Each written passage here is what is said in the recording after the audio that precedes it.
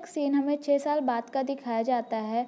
एक कार आती है, उसमें से एक लेडी और एक लड़की उतरती है। वो लेडी उस लड़की से कहती है कि अब से यही हमारा घर होगा और अब तुम सिर्फ अपने म्यूजिक पे ध्यान देना। उस लड़की का हमें फेस नहीं दिखाया जाता है और उसका नाम सेक्युंग होता है। नेक्स्ट सीन हमें युनग्योल और युनहो का दिखाया जाता है, जो अब बड़े हो गए होते हैं और युनहो अब नेशनल टीम के लिए खेलने वाला होता है, इसलिए युनग्योल भी उसकी हेल्प करता है क्योंकि युनहो डीफ होता है। नेक्स्ट सीन में ये दोनों हमें एक रेस्टोरेंट में बैठे हुए दिखाए जाते हैं। युनहो पूरे टाइम फोन पे ही लगा रहता है। ये देखकर युनग्योल कहता है कि तुम्हें फोन से थोड़ा दूर रहना चाहिए, तुम्हें अपने गेम पे फोकस करना चाहिए, तुम नेशनल टीम के लिए खेलने वाले हो, क्या तुम्हें कोई गर्लफ्रेंड मिल गई है? तो युनहो बोलता है कि हाँ, और वो भी मेरी तरह डीफ है। और युनहो बताता है कि और वो सेलो भी बजाती है।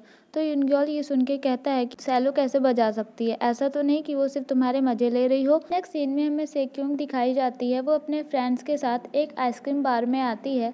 वहाँ पे एक लड़का होता है जिसका नाम ली चैन होता है। वो सेक्युंग को देखता है और फिर उसे देखता ही रह जाता है। फिर उसके नेम प्लेट को देखता है तो उसमें उसका नाम सेक्युंग होता है और वो देख के फिर वो जाता है, अपने कपड़े तुरंत चेंज करके आता है। फिर थोड़े टाइम बाद सेक्युंग के ऑर्डर किए हुई चीज को ली चैन थोड़ा और अपने टाइप से उसके लिए बना के उसके लिए लेके आता है। तो सेक्युंग पूछती है कि मैंने ये सब तो नहीं ऑर्डर किया था।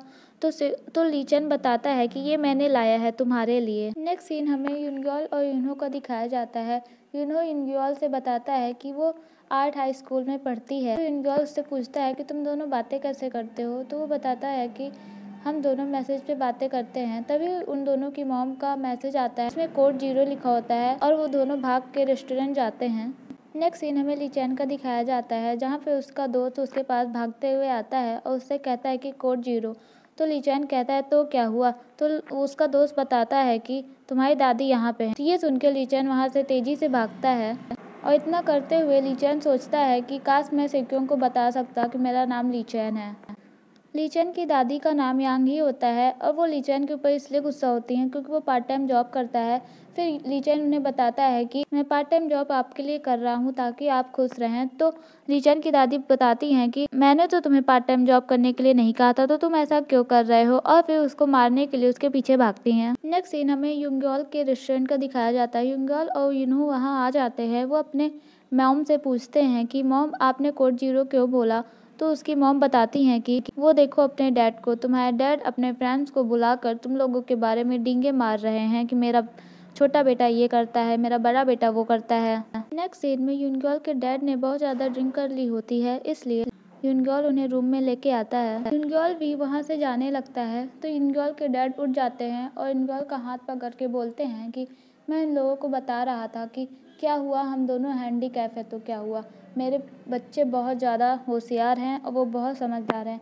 मेरा एक बेटा नेशनल टीम के लिए गेम खेलता है और दूसरा बेटा अभी डॉक्टर बनने वाला है। तो ये सुनकर युनग्योल कहता है कि मैं अभी तक डॉक्टर बना नहीं हूँ। तो युनग्योल के डैड बोलते हैं कि तो क्या हुआ, तुम बनने तो वाले हो, तुम ऐसे ही पूरी मेहनत करो, ऐसे ही पढ़ाई करो, तुम ज़रूर एक दिन डॉक्टर बन जाओगे। नेक्स्ट सीन में युनग्योल लाइब्रेरी में पढ़ रहा होता है और उसके पास कई सारे नोट्स चिपके हुए होते हैं और उसमें एक में लिखा होता है कि याद रखना कि तुम अपने पेरेंट्स का प्राइड हो, और दूसरे में लिखा होता है कि तुम्हें कॉलेज में एडमिशन लेना है। ये सब पढ़ते हुए युनग्योल थोड़ा सा अग्रेसिव हो जाता है। फिर वो गिटार प्ले करने वाले बटन को निकालता है और उसमें एक साइन बना होता है जिससे वो फ्लैशबैक को याद करता है, जिसमें वो बूढ़े अंकल युनग्योल को इस साइन का मतलब बता रहे होते हैं। वो बताते हैं कि ये CODA होता है, मतलब कोडा, जो तुम भी अपने पेरेंट्स के लिए, तुम भी रियल लाइफ के कोडा हो और ये म्यूजिक का कोडा होता है। तो युनहो उसके बारे में पूछता है तो वो बताते हैं कि कोडा का मतलब होता है चाइल्ड ऑफ डेफ एडल्ट। इसका मतलब जिन बच्चों का जन्म उनके डीफ पेरेंट्स से होता है। तो ये सुनकर युनग्योल पूछता है कि क्या मेरे जैसे और भी लोग होते हैं?